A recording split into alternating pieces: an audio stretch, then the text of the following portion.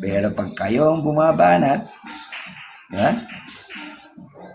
Hindi nyo kaya ang utak ng mga Marcos. Tandaan nyo yan. Tandaan nyo yan. Kayo kahol ng kahol. Almost 3 years. Kahol ng kahol.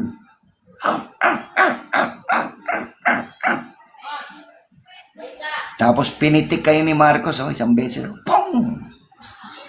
Boom! Ha? Somebody disappeared right away. Ha? 3 taon yung binabanatan yung presidente ko. Tapos sasabihin nyo, traidor. Paano naging traidor si Marcos? Sabi ni Bato, traidor daw. Kaibigan niya ba si Marcos? Binanatan niya ng PDA Alex. Binanatan niya ng kung ano-ano.